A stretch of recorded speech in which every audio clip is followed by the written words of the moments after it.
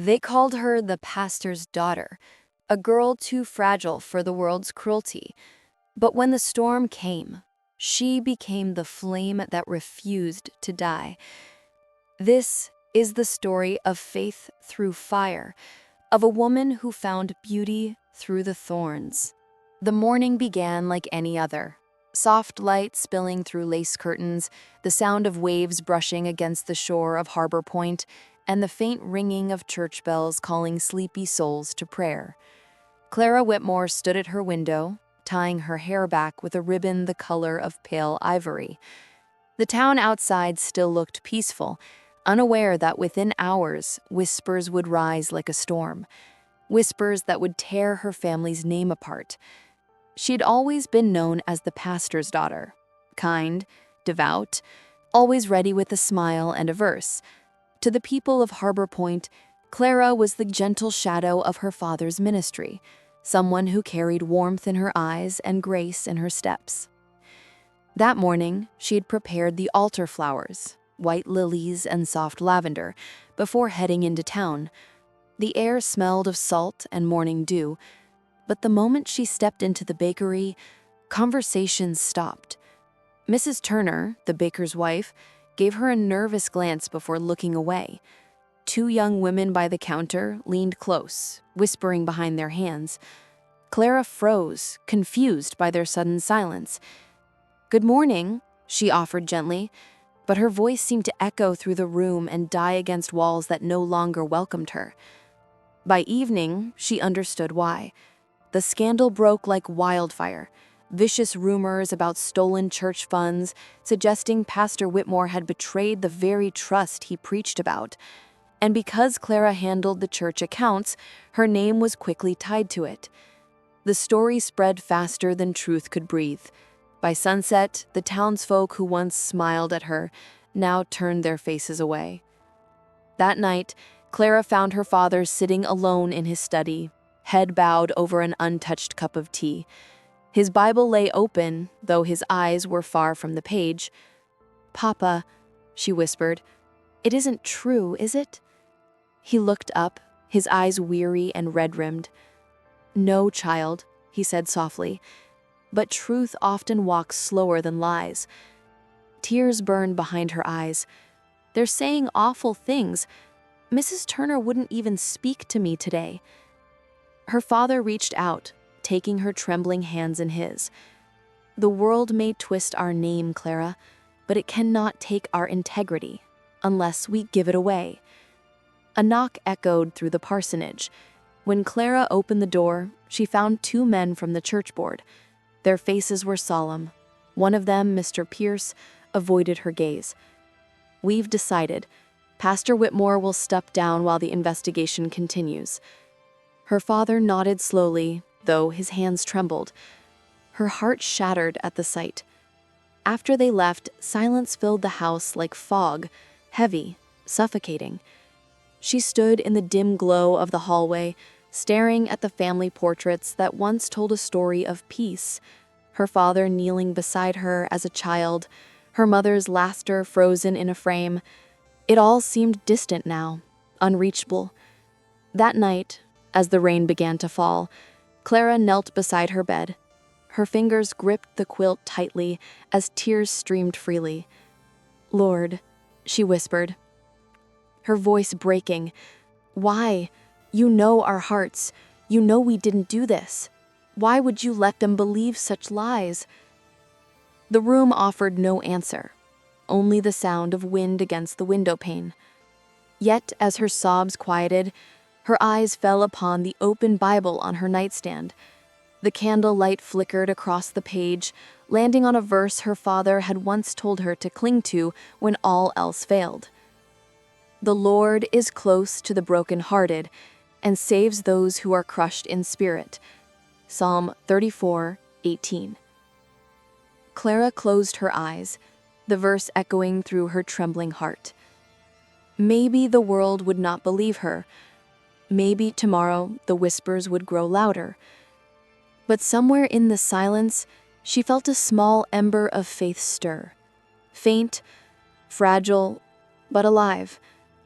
And though the storm outside howled with accusation, she whispered, "I will still trust you, Lord, even here."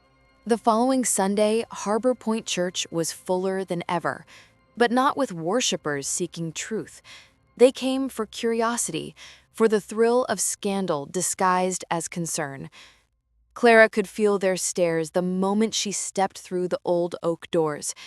She walked beside her father, his Bible tucked under his arm, his steps slower than usual.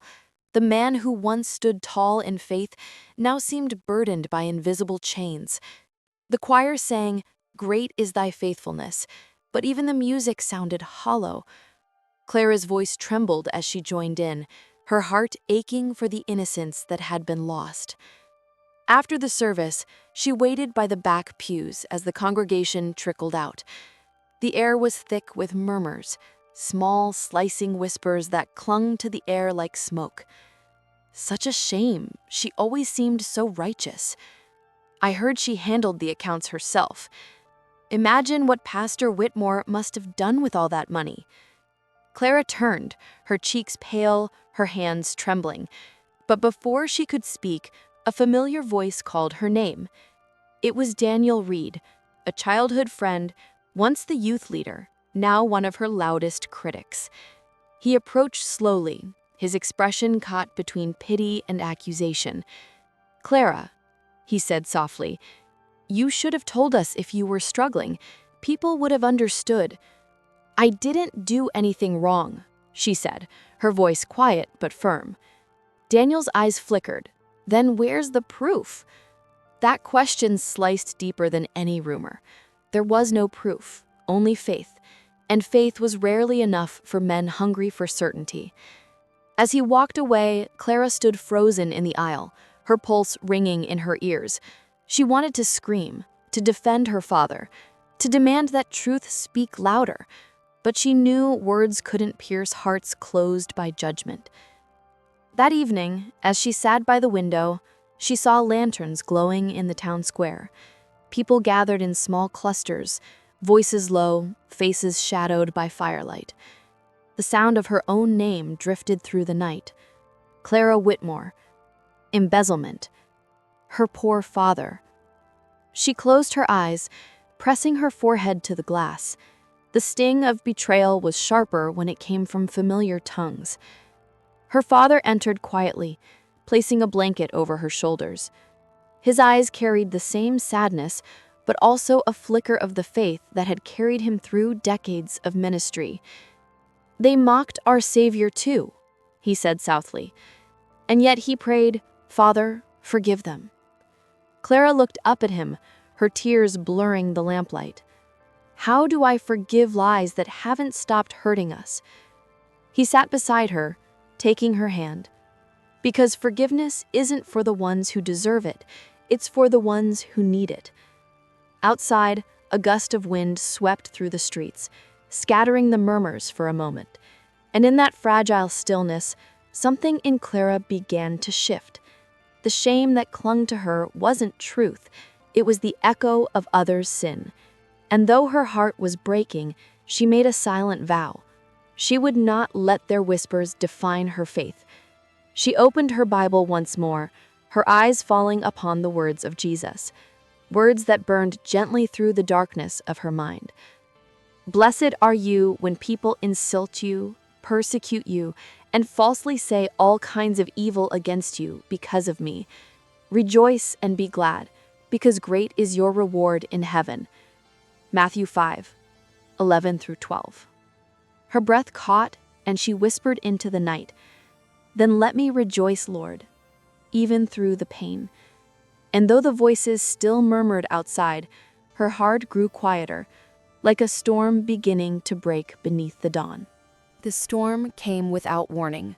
By dusk, the sea was raging, waves striking the cliffs with a fury that shook the foundations of Harbor Point. Thunder rolled over the town like an ancient grief awakening. Inside the church, Clara worked quietly to secure the altar cloths and candles as the wind howled outside. Her father had gone to visit an ailing member of the congregation, leaving her alone in the sanctuary. Lightning flashed through the stained glass, washing the pews in trembling colors. Crimson, gold, blue. Each strike seemed to make the old building groan. Then, above the sound of wind and rain, came another noise. A crash. Glass shattering. Clara spun around just in time to see a rock tumble across the aisle, landing beside the pulpit. Her breath caught.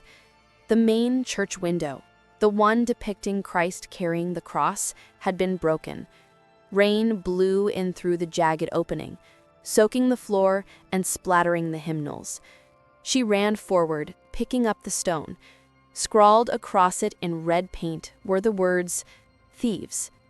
Her knees weakened. The air left her lungs. Not even the house of God was safe from their anger now. Clara sank onto the nearest pew, clutching the stone to her chest as tears streamed down her face. "Why, Lord? Why must your name be mocked because of ours?" The sound of rain became her only reply. She could still remember a time when this sanctuary had been filled with laughter, weddings, baptisms, children singing. Now it felt like a tomb of faith, echoing with silence and betrayal. Her heart ached not only for herself, but for the people who once believed, now scattered by rumor and pride. The church doors creaked. She turned, and there stood Daniel Reed, drenched from the rain, his face pale in the lightning's glow. "Clara," he said, hesitating by the doorway, "I saw the window. I came to see if you were all right." Her voice shook. "Do you really care, Daniel? Or are you here to see what the gossip missed?" He flinched. The wind gusted through the broken glass, carrying in a few leaves that danced around their feet. After a moment, he said, "I shouldn't have doubted you. I wanted to believe the best, but everyone believed the worst," Clara interrupted, her tone soft but firm. "That's easier, isn't it? Believing the worst costs nothing." Daniel lowered his head. The silence stretched between them, filled with rain and regret. Then, softly, he said, "What will you do now?" Clara looked up at the cross hanging above the pulpit, its wooden surface slick with the rain blowing in. She whispered, "I'll do what he did." Daniel looked at her astonished. "After everything they've done?" She nodded slowly. "Because if I don't, their hatred wins." The lightning flared again, and for a moment her face glowed with a strange peace, fragile but radiant, like dawn breaking through fog.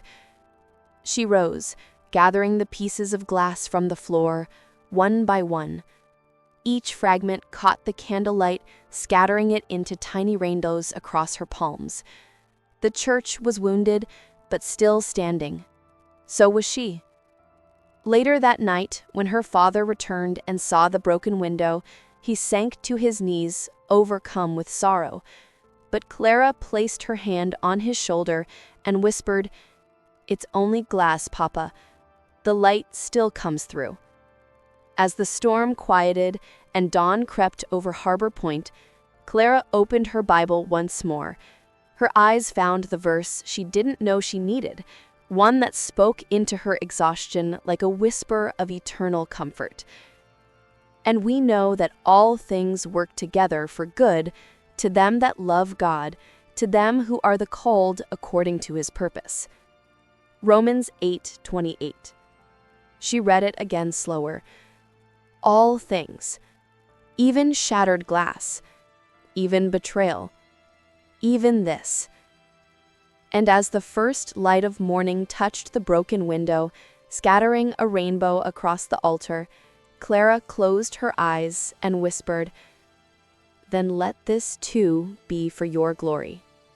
The days after the storm felt like walking through an echo. The air in Harbor Point was heavy with whispers, some of pity, most of suspicion. The shattered window had become a symbol of their fall from grace. Children crossed the street when Clara passed. Old friends turned their faces away in the market. Her father kept his silence, tending to his work with a quiet dignity that both comforted and crushed her.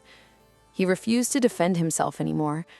"Let them speak," he told her one evening as they sat in the dim light of their cottage. "The truth has its own voice. We need only wait for it to speak." But waiting was hard. Silence was heavier than stones. So one morning, before the sun rose, Clara wrapped herself in her shawl and left the house. She walked out beyond the cliffs, past the old windmill, until she reached the withered grove, a lonely patch of land overlooking the sea. This was where she came when words failed her. She knelt among the grass, the salt wind pulling at her hair, and finally let herself cry. Not the controlled tears of decorum, but the kind that come from deep within, the kind that heal. "Lord, I don't know how to fight anymore. I don't know what to say or who to trust. I only know you're still here. Aren't you?" The wind seemed to still, as if pausing to listen. She closed her eyes, pressing her hands to her chest. Her Bible verses came like whispers in her heart, verses she had heard all her life, now coming alive as lifelines in the quiet. "Be still and know that I am God." Psalm 46:10. She breathed it in, the words settling like rain on dry ground. Stillness. Not weakness, but strength resting. The sea roared below the cliffs, steady, eternal. The waves reminded her of the voice of God, powerful yet rhythmic, patient yet unrelenting. That night, she didn't return home. She built a small fire by the grove and stayed there, watching the stars shimmer into being one by one. Each one felt like a promise, silent, ancient, unwavering. She spoke softly into the night. "Maybe this is what you meant, Lord, to pull me away from the noise so I can finally hear you." Days turned into weeks. Clara visited the grove each dawn. She spoke less and listened more. She began to notice the small miracles, the way the sun scattered gold across the sea, the gentle resilience of a single flower growing through stone, the calm she felt when she finally stopped trying to defend herself. The silence, once suffocating, became her sanctuary. One morning, as she sat with her Bible open, her eyes fell upon another verse, one that seemed to meet her exactly where she was. "The Lord will fight for you. You need only to be still." Exodus 14:14. Her lips trembled as she read it again. Still. Again, that word. It was as if heaven was reminding her she didn't need to force justice. She didn't need to convince anyone. Her battle was not hers to carry. She looked out toward the horizon, the first light of morning turning the sea to silver. A peace she couldn't explain settled inside her chest. The silence wasn't empty anymore. It was filled with presence. That evening, she walked back to town for the first time in weeks. She didn't expect warmth, and she didn't receive it, but she no longer needed it to stand tall. As she passed the church, she paused. The broken window had been covered with plain wood, and yet, in the setting sun, it glowed, as though the light refused to stay out. A small smile curved her lips. The light was still coming through, even if the glass was gone. And in that moment, Claire finally understood. Faith isn't proven in the noise of the crowd, but in the silence that follows when everything else is gone. It had been 3 weeks since Clara returned from the grove. The whispers in town had softened but not disappeared. Some had grown tired of the scandal. Others carried it like a badge of gossip, keeping it alive with each passing day. Yet Clara had changed, not in defiance, but in calm. She walked through the market with quiet composure, her Bible held close to her chest. When people looked away, she smiled anyway. When someone muttered beneath their breath, she prayed for them, not out of duty, but because it felt right. Her heart, once raw with anger, had begun to mend in the light of forgiveness, but she still felt alone. That Sunday, for the first time in months, Clara walked into the old church again. The wooden pews creaked beneath her as she knelt, the familiar scent of wax and cedar surrounding her like an embrace from the past. The broken window still bore its patch of wood, yet sunlight somehow found its way through, a narrow band of gold across the floor, falling right where her father once preached. Clara sat quietly, letting the memories wash over her. Lord, help me to trust you even when I don't understand. Her prayer hung in the stillness, and that's when she noticed him, a stranger, sitting alone near the back, hat in hand, his face partly hidden by shadow. He was perhaps in his early 40s, worn by weather and time. His coat was frayed at the cuffs, but yet there was something gentle in his posture, the way he bowed his head, reverent and unassuming. When the service ended, most left quickly. Clara lingered, and so did he. As she stepped into the churchyard, the crisp air greeted her, and so did his voice. "Miss Whitmore," he called softly. She turned. The man stood a few feet away, his hat pressed against his chest. "Forgive me, are you the daughter of Pastor Jonathan Whitmore?" Clara hesitated. "Yes, I am. Did you know him?" He nodded slowly, a faint smile tugging at the corner of his lips. "I met your father years ago, before you were born, I think. He prayed for me once when I had lost everything. I never forgot his kindness." Clara's breath caught. "You knew him well, then?" "Well enough to know he wouldn't have done what they say," the man replied quietly. "Your father's name was once a light in this town. Some may have forgotten that, but not everyone has." Tears stung her eyes. "It doesn't feel that way anymore." He looked up at the church's steeple, where the old bell stood still against the gray sky. "Sometimes faith is like that bell," he said. "It's silent for a season, but the sound still lingers in the hearts that once heard it." Clara studied him, this stranger who spoke as if he knew her heart. "You talk like someone who's walked through storms yourself," she said quietly. He smiled faintly. "Many, but I've learned that even in the storm, there's a voice greater than the wind." He gazed toward the sea in the distance. "Your father helped me remember that once. Perhaps it's my turn to help you remember now." Before she could ask his name, he began to walk away, the gravel crunching beneath his worn boots. "Wait," Clara called. "I didn't catch who you are." He turned, the sunlight catching his weathered features. "A friend," he said simply, "and perhaps a reminder that God hasn't forgotten you." Then he was gone, leaving her standing among the gravestones, the wind whispering through the grass. Clara turned her gaze toward the church. The patched window glowed in the soft amber light, and for the first time in months, warmth spread through her heart. Maybe faith wasn't about understanding everything. Maybe it was about trusting that light always found a way through. As she turned to leave, a verse surfaced in her thoughts, one she'd memorized as a child, but never fully understood until now. "Do not forget to show hospitality to strangers, for by so doing some people have shown hospitality to angels without knowing it." Hebrews 13:2. Clara smiled through her tears. Maybe the stranger wasn't an angel, but his words had awakened something holy inside her.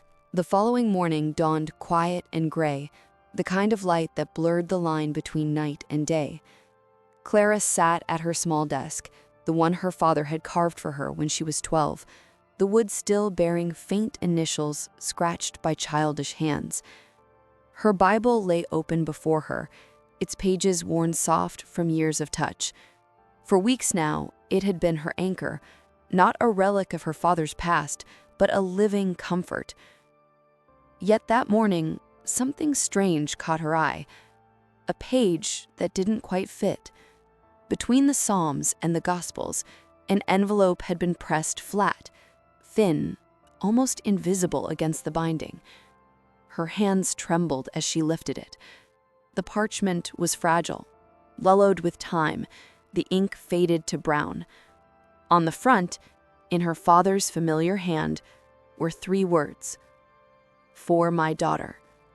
Her breath caught. The room seemed to still, as if even the wind outside paused to listen. With slow care, she opened it. Inside was a letter written in her father's neat, deliberate script, his words as measured and graceful as his sermons had once been. "My dearest Clara, if you are reading this, then the Lord has allowed a storm to touch our lives that neither of us could have foreseen. I write not to defend myself, but to remind you of what cannot be taken away: truth, faith, and the promise that God never forsakes his children. Men may twist what they do not understand. They may speak of betrayal, deceit, or greed. But remember, my child, that light need not argue with darkness. It only needs to shine. If the day comes when your heart is heavy with shame that is not your own, go to the place where grace first found me. You'll know it by the sound of the sea and the old oak that leans eastward. There you will find what I could not say aloud. Be strong, my Clara. Do not let bitterness root in the soil of your soul. Pray for them, every last one, for love that prays is stronger than hate that burns. And always remember, the light shines in the darkness, and the darkness has not overcome it." John 1:5. Your father, Jonathan Whitmore. Clara pressed the letter to her chest. The tears came quietly, not from grief, but from the weight of love that words like these carried. It was as if her father's voice had found her again, speaking through the silence, guiding her towards something unfinished. Her mind replayed his final lines: "The place where grace first found me." She knew that place. It was the cliffside grove, the same spot she had retreated to in her despair. The sea below, the leaning oak above. That was where her father had often gone to pray. Her pulse quickened. If he'd hidden something there, it might hold the truth behind everything that had destroyed their name. She folded the letter carefully and tucked it close to her heart. As she rose, her eyes fell on her father's old journal, lying untouched on the shelf. She reached for it and brushed off a thin layer of dust. Inside were sermon notes, fragments of prayer and Bible verses underlined in bold ink. One verse stood out, circled twice as though it had been a cry from his soul. "For God has not given us a spirit of fear, but of power and of love and of a sound mind." 2 Timothy 1:7. Clara closed the book slowly, her resolve forming like steel beneath her calm. That evening, as twilight deepened and the first stars appeared, she made her way toward the cliffs. The wind was sharp with salt, tugging at her cloak, but she didn't waver. The grove awaited, a place that now felt sacred twice over. When she reached the oak, she knelt by its roots and began to clear the earth with her hands. Her fingers struck something solid, wood, damp and splintered, buried beneath years of fallen leaves. She unearthed it, a small box sealed with wax. The cross carved on the lid bore her father's mark. Her heart thundered. She broke the seal and opened it. Inside were letters, bundles of correspondence addressed to Pastor Whitmore, each bearing the same ornate seal, the insignia of the Church Council of Harbor Point. Her breath caught.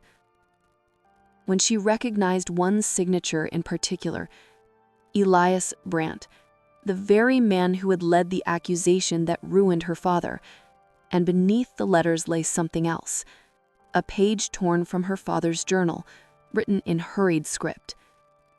"They know the truth, but power blinds. Forgive them, Lord. They know not what they do." Clara sat in the moonlight trembling. Every instinct in her wanted to run to the council, to shout the truth for all to hear, but another voice, deep within, reminded her of her father's letter. Pray for them. Every last one.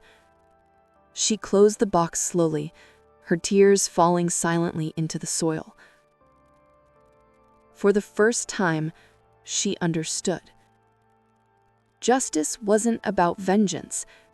It was about truth, revealed in its own time, through God's hand, not hers. She lifted her eyes toward the horizon where the sea met the stars, and whispered, "Father, I found it." And as she spoke, a peace unlike anything she'd ever known settled over her. Not the peace of answers, but the peace of surrender. Morning came like a slow breath of light across the horizon. Clara hadn't slept. The small box sat before her on the table, the flickering lamplight casting long shadows over its edges. Each letter inside felt heavy, not with paper and ink, but with the weight of what they represented. Truth. The kind of truth that could shatter lives, ruin reputations, and turn the town of Harbor Point upside down. She traced her fingers over the name written again and again at the bottom of the letters. Elias Brandt, head of the church council, the man whose words had turned the congregation against her.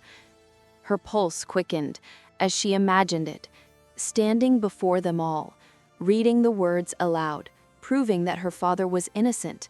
How easy it would be to watch the faces of those who had whispered, mocked, and judged, to see their pride crumble. And yet, as the thought grew, another voice rose within her, soft, steady, and unmistakable. Do not repay evil with evil, or insult with insult, but with blessing, because to this you were called, so that you may inherit a blessing. Her breath caught. She had read those words many times, but now they pressed against her heart with new force. Bless them, she whispered aloud, even after everything they've been? The room was silent, but she felt the answer deep in her spirit, not as condemnation, but as invitation. She rose, opening the window. The sea stretched before her, vast and steady, the morning light dancing across its waves. Somewhere beyond the sound of gulls and surf, she thought she heard the faint echo of her father's voice. Light need not argue with darkness, it only needs to shine. Tears filled her eyes. She had found the truth, yes, but what was she to do with it? That afternoon, Clara walked through the village square. People still glanced her way, though some with softened expressions now that time had dulled the edge of scandal.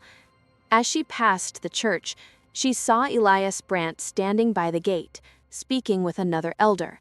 His frame was tall and imposing, his silver hair glinting in the sun. When his eyes met hers, he froze. For a brief second, his face paled, then hardened. "Miss Whitmore," he said curtly, his tone a mask of control. "A good morning to you." She held his gaze. "Good morning, Elder Brandt." There was a silence, thick with the unspoken. He knew she knew. For a moment, Clara considered it, pulling out one of the letters, letting the truth speak for itself. But instead she said quietly, "You once told the town that my father betrayed his calling, but I've learned that grace, not accusation, reveals the heart of God." His brow furrowed. "I beg your pardon?" Clara stepped closer, her voice gentle yet firm. "You may have taken his title, but you never took his peace, and now I will not let bitterness take mine." She took a breath and added softly, "I forgive you." The words fell like light rain on stone, soft, unexpected, impossible to ignore. Elias blinked, the authority in his face faltering for the first time. He said nothing, only nodded once before turning away, his stride quick, uneven. Clara stood there for a long time after he'd gone. The breeze lifted her hair, the sunlight caught the church window, and for the first time since her father's fall, the light broke clean through the patch of wood. It spilled across the ground like fire, and in that glow, Clara felt her burden lift. That evening, she returned to the grove by the sea. She carried the letters and the small box with her. As the sky burned gold and crimson, she knelt by the old oak and whispered, "Father, I've found the truth, but I also found something greater." She opened the box one last time, letting the wind scatter the papers into the sea. The waves carried them away, the ink dissolving into the water like sins into grace. Love covers a multitude of sins. She stayed there until night fell, her hands clasped, her heart light. For the first time, the silence didn't ache, it sang, and somewhere deep within that stillness, she knew that her father's name would one day be cleared, not by her hand, but by the quiet justice of God. "The Lord will vindicate me. Your love, Lord, endures forever." As the tide rose, she whispered into the night, "Thank you, Lord, for the fire and for what it taught me to love." For days, the village buzzed quietly, with whispers, not of scandal, but of something stranger, change. No one had quite understood what had happened between Clara Whitmore and Elder Elias Brandt outside the church gate, but something in the man's demeanor had shifted. He no longer walked with his usual stern pride. His greetings had softened. And most surprising of all, the church bell, silent for months since Pastor Jonathan's removal, rang again the following Sunday. The sound swept across Harbor Point like dawn, clear, bright, and unexpected. Clara heard it from her cottage by the cliffs. She froze mid-step, the bread knife in her hand trembling slightly. That bell, her father used to call it the heartbeat of grace. Her lips parted in a whisper. It's ringing again. For the first time in many months, she felt the pulse of hope, not the kind born of proof or victory, but of peace taking root where bitterness once grew. That morning, Clara walked into the town square. The faces that had once turned away now watched her with uncertainty, some with guilt, others with awe. The children who once ran from her now smiled shyly, their innocence untouched by the weight of the past. An elderly woman approached her, Mrs. Turner, the baker's wife, who had been among the first to condemn her father. "My dear," she said softly, holding out a loaf of warm bread wrapped in linen, "this is for you. I'm sorry for the words I spoke last year. I was wrong." Clara blinked, momentarily speechless. The kindness felt like sunlight breaking through long winter clouds. She took the loaf gently, her eyes wet. "Thank you, Mrs. Turner. I forgive you, truly." The woman nodded, tears brimming. "Your father would be proud of you, child." Later that afternoon, Clara visited the churchyard. The wooden pews had been polished, and the windows, once cracked, now glowed with fresh glass, the light streaming through in gold and blue. Elias Brandt stood near the altar, shoulders bowed as if the weight of his years had finally found him. He didn't turn when she entered. "I knew you'd come," he said quietly. "I wasn't sure." He let out a trembling breath. "I've been reading the letters you left me. I didn't burn them, though I thought I should. Every line is a mirror, and what I see shames me." Clara stepped closer, her voice steady. "It's never too late to be made new, Elder." He turned to her then, eyes red but clear. "Your father said those same words once, before I silenced him. I told myself it was for the church, but it was for pride." Clara placed a hand over her heart. "God resists the proud, but gives grace to the humble. If we confess our sins, He is faithful and just to forgive us our sins and to cleanse us from all unrighteousness." 1 John 1:9. Elias nodded slowly. "Then let this church be cleansed, Miss Whitmore, starting with me." He stepped down from the altar, unfastening the heavy golden pin that marked his authority. Placing it in her hand, he whispered, "Your father's honor should never have been taken. Help me restore what I broke." The bell rang again, not once but thrice, and its sound filled the church like wings.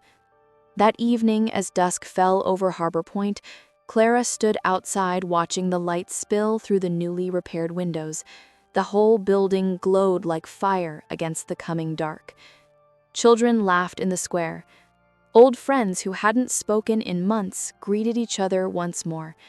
It wasn't perfection, but it was beginning. She looked up at the sky, whispering, "The light shines in the darkness, and the darkness has not overcome it." John 1:5. For the first time since her father's death, Clara smiled without pain. She knew now, forgiveness had done what truth alone could not. It had resurrected grace. And though she didn't know what awaited her next, she felt certain that something holy had begun to stir again in Harbor Point. For weeks, peace had settled over Harbor Point like soft morning mist. The bell rang each Sunday, the pews filled again, laughter returned to the square. Even the ocean, once restless and gray, seemed to gleam with gentler tides. Clara Whitmore had found a rhythm. Tending her small garden by day, teaching children in the church hall by evening, and writing in her father's old study late into the night. The letters she wrote now were not to defend or explain, but to think, to praise, to remember mercy. Yet peace, she had learned, can be fragile. And just when hearts begin to heal, the enemy whispers again. It began on a rain-soaked morning in March. Elder Elias Brandt, the once proud man now humbled by repentance, arrived at Clara's cottage with a letter in hand, trembling, stained, and bearing the seal of the regional bishop. "They're sending an investigator," he said quietly. Clara looked up from the hearth, heart stilling. "For the church?" "For us," he said grimly. "Someone has written to the council, claiming the revival here is heretical, that we've allowed a woman to lead, that we defy order." The words hung between them like smoke. Clara set her cup down gently.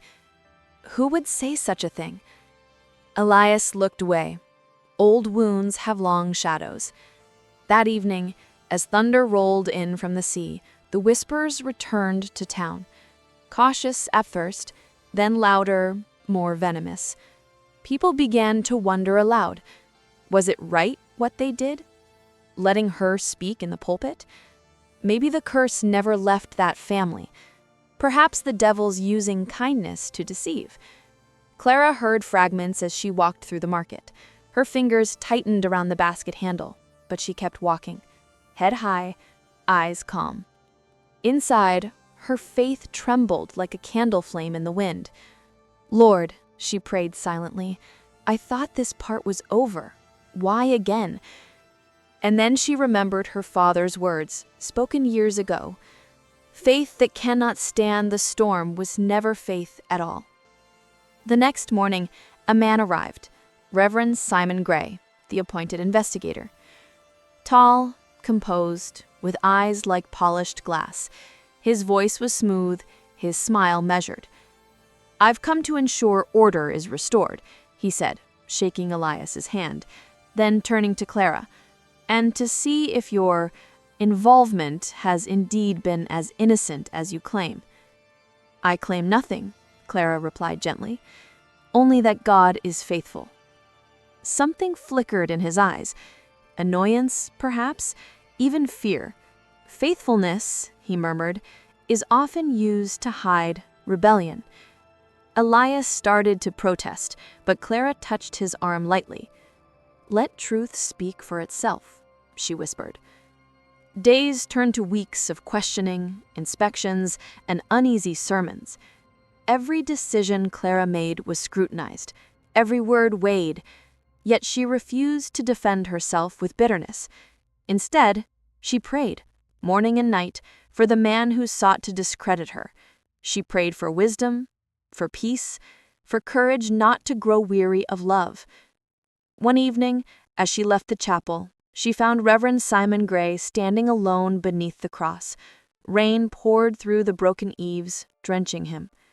"You could hate me," he said without turning. "It would make things easier." Clara's voice was soft but unwavering. "If I hated you, I'd only be proving your fears right. But I was taught to love those who persecute me." He turned, eyes sharp. "And do you?" She nodded. "I pray for you, Reverend Gray, every night." His composure cracked for just a heartbeat. "Then pray for me still," he said quietly, before walking away into the rain. That night, Clara opened her Bible to the passage her father had underlined years before. "Blessed are you when men shall revile you, and persecute you, and shall say all manner of evil against you falsely for my sake. Rejoice and be exceedingly glad, for great is your reward in heaven." Matthew 5:11-12. She whispered through tears, "I will rejoice, even here, even now." And as the wind howled outside her window, Clara knelt beside her bed, the same way she had as a child, and prayed until dawn broke golden over the sea. Because she knew something now that no storm could take. Forgiveness wasn't weakness, it was fire. And fire, when it burns for God, purifies everything it touches. The storms that rolled over Harbor Point that spring were relentless. For nearly a week, the rain refused to stop, flooding the fields, breaking branches, and turning every road into a river of mud. Inside the small chapel, the sound of water dripping through the roof filled every silence between prayers. Clara Whitmore sat by a single candle in the corner, copying notes from her father's old sermons onto fresh paper. The ink bled slightly in the damp air, curling the edges of the pages, but she kept writing. Across the room, Reverend Simon Gray watched her quietly. He had been in the village for nearly a month now, long enough to see what rumors couldn't capture. Clara's kindness wasn't performative, her peace wasn't rehearsed, and her prayers, they carried something unexplainable, something he hadn't felt in years. He was a man of doctrine, a servant of order, not emotion, but something about this young woman's faith unsettled him in ways his theology never had. That night, as thunder roared outside, a knock came at the chapel door. It was Elias Brandt, soaked to the bone, his lantern flickering weakly. "Simon," he said breathlessly, "a landslide near the eastern cliffs. The Turner's cottage has collapsed. They're trapped." Without a word, Reverend Gray grabbed his coat and followed, Clara close behind despite his protest. "Miss Whitmore, stay here." She shook her head. "If there are lives in danger, I can't stand by." The look she gave him, steady, unflinching, silenced his argument. Together they plunged into the storm. The wind howled like a living thing, trees bent under its fury, and the sea below the cliffs crashed in monstrous rhythm. They reached the Turner's cottage, half buried in mud and stone. Gray's voice cut through the noise. "Mrs. Turner, can you hear me?" A faint cry answered. They worked frantically, digging with bare hands, boards, anything they could grasp. Mud soaked Clara's dress, her hair clung to her face, but she didn't stop. Not even when her hands bled. At last they pulled the couple free, alive but trembling. When they reached the church again, everyone was drenched, exhausted, but safe. Clara collapsed against a pew, whispering, "Thank you, Lord, thank you." Simon knelt beside her, breathless. "You could have died out there," he said. She smiled faintly. "So could they, and yet God preserved us all." He stared at her, unable to find words. For the first time in years, he felt something stir inside him, a warmth where there had been only ashes. Later that night, after the rescued villagers were tended to and asleep, Simon sat alone before the altar, His wet coat steamed in the candlelight. He thought of his past, the ambition that had driven him, the pride that had blinded him, the fear of losing control. He had spent his whole ministry defending rules, but never truly knowing grace. And now, in this small, forgotten town, a young woman's steadfast faith had undone him. His voice cracked as he whispered, "Lord, what have I become?" Behind him, Clara approached quietly. "A man being remade," she said softly. He turned, eyes glistening. "I've spent years preaching about your mercy, and yet I never truly believed it was for me." Clara knelt beside him. "It's for all of us, Reverend, even the ones who think they've gone too far." Tears streamed down his face, silent, unrestrained. For the first time, he didn't hide them. "A broken and contrite heart, O God, you will not despise." Psalm 51:17. Clara reached for his hand. "He's not angry with you, Simon. He's been waiting." And in that moment, beneath a leaky roof and flickering candlelight, the Reverend who had come to judge found himself forgiven. By dawn, the storm had passed. The air was still heavy with the scent of rain and mud, but the sky was clear. The villagers emerged from their homes, blinking into the morning light. Simon Gray stood outside the church steps, looking over the town with new eyes. Clara joined him, her face radiant in the sunlight. He said quietly, "It's strange. Everything looks the same, yet nothing feels the same. That's what grace does. It changes how you see, even before it changes what you see." He nodded slowly, whispering, "Though your sins are like scarlet, they shall be as white as snow." Isaiah 1:18. The church bell rang once more, clear and steady over the wet rooftops. And for the first time, Simon didn't hear it as duty, but as an invitation. Morning sunlight poured through the chapel windows like streams of gold. Dust motes drifted lazily in the beams, catching the soft hum of renewed prayer. For the first time in years, Reverend Simon Gray felt the quiet stillness of peace, not the peace of perfection, but of surrender. He stood before the altar long after the congregation had left, a blank page resting on the wooden pulpit, ink waiting beside it. He had been awake all night, thinking, praying. Every time he tried to sleep, Clara's words echoed in his mind. "He's not angry with you. He's been waiting." Now, as dawn rose, Simon dipped his pen and began to write. "To the Council of Bishops, I write not to defend, but to confess. For years I believed that control was holiness, and that authority made me righteous. I silenced grace when I should have spoken mercy. I condemned those whose faith did not mirror my own, forgetting that Christ himself ate with sinners and wept with the broken. Here in Harbor Point, I have seen something that the laws of men cannot contain, the living presence of God in the humility of his people. Through the faith of Miss Clara Whitmore, I have come to face with what true discipleship looks like: love without pretense, forgiveness without condition, faith without fear. If there is error in that, then may I be the first to stand corrected. If there is grace in that, then may I never again be too proud to kneel before it. Your servant in Christ, Simon Gray." He folded the letter with trembling hands. When he looked up, Clara stood by the door, watching him quietly. "You're sending it?" she asked. He nodded.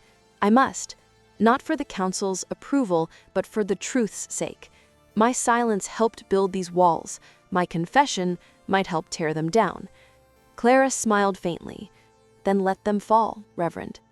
He looked down almost shyly. "Please, call me Simon." That Sunday, Simon read a portion of the letter aloud before the gathered townspeople. The pews were full, yet utterly silent as his voice echoed through the church. When he reached the line, "If there is grace in that, may I never again be too proud to kneel before it," his voice broke. He stepped down from the pulpit and knelt right there at the altar steps.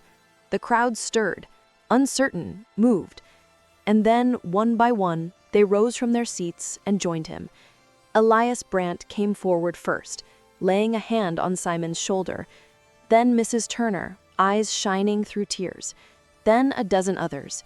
Finally, Clara knelt beside them, hands clasped, whispering through quiet sobs, "For where 2 or 3 are gathered in his name, there he is in the midst of them."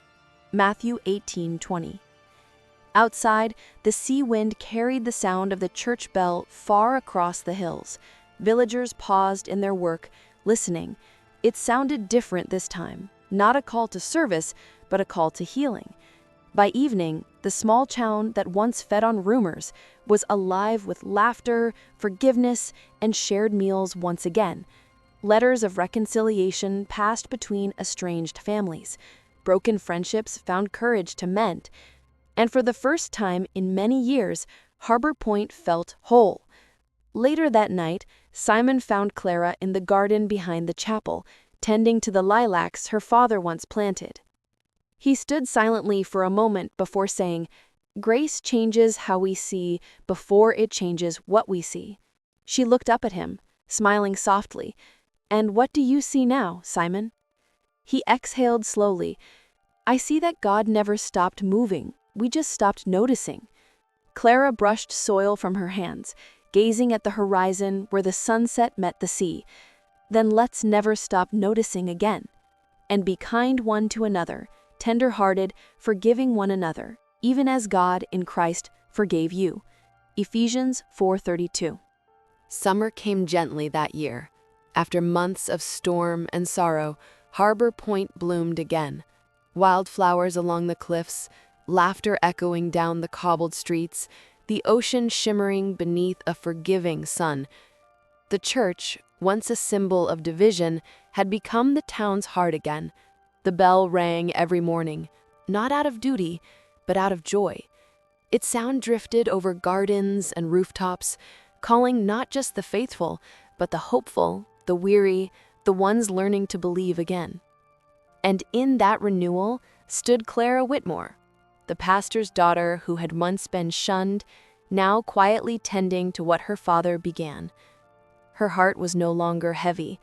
It still carried scars, yes, but they had become beautiful scars, like gold seams in a mended vessel. That evening, she visited the seaside graveyard where her father, Pastor Jonathan Whitmore, rested. The sea wind tugged at her hair. The sun set behind the waves in deep hues of rose and gold. She knelt by his headstone, tracing the engraved words with her fingertips, "Faithful unto death, crowned with life." Her voice trembled as she spoke. "You were right, Father. Faith that cannot stand the storm was never faith at all." She closed her eyes, smiling through tears. The church lives again. The people forgive. And I think you would have liked Simon. Behind her, footsteps approached. "Talking to him again?" came Simon's gentle voice. Clara turned, smiling. "Always. He taught me more about grace than anyone else I've known." Simon nodded, his eyes kind. "And now you're teaching us all the same."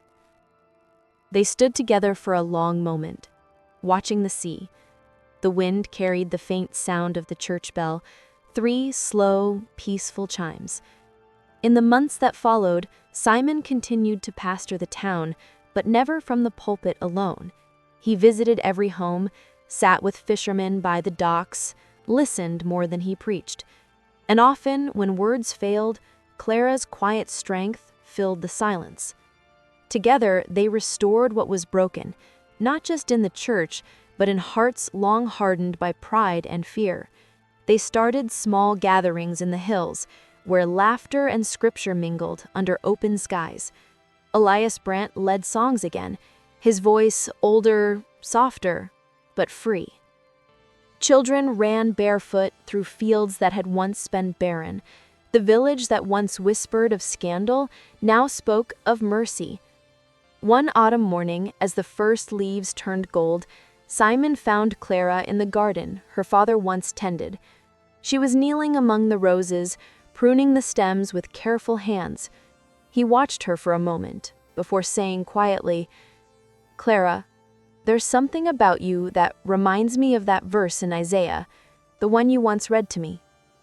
She looked up, tilting her head. "Which one?" He smiled faintly, voice full of reverence. "To give unto them beauty for ashes, the oil of joy for mourning, the garment of praise for the spirit of heaviness." Isaiah 61:3. Clara's eyes softened. "That's what he did for us, isn't it?" "Yes," Simon said, looking toward the sea. "Through the fire, through the storms, he gave us beauty."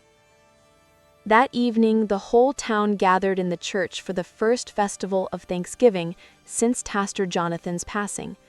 Lanterns glowed in the trees, voices rose in song, and laughter danced in the air like light. Clara stood at the front pew, her hands clasped, her heart full. When the final hymn ended, Simon turned to the congregation, his voice strong yet tender.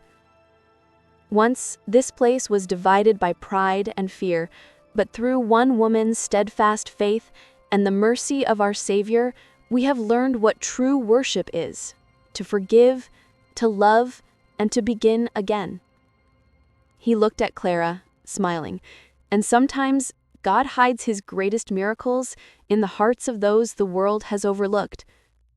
Tears shimmered in her eyes, not of sorrow, but of quiet, holy joy.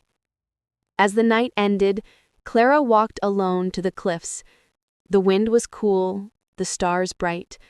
Below her, the sea whispered like an old friend. She whispered a prayer into the wind, for the town, for Simon, for every soul still learning to trust the light again. "The Lord is my strength and my song. He has become my salvation." Exodus 15:2. And then, softly, the church bell rang one last time that night, slow, steady, and full of grace. Each note seemed to carry a truth she would never forget: that faith, when rooted in love, outlives every storm, that forgiveness can resurrect what shame has buried, and that even through the thorns, beauty always blooms again. Even in our darkest valleys, grace can still find us. And when we dare to forgive, even the deepest wounds can bloom again. If this story touched your heart, let it remind you faith never fails and love never leaves.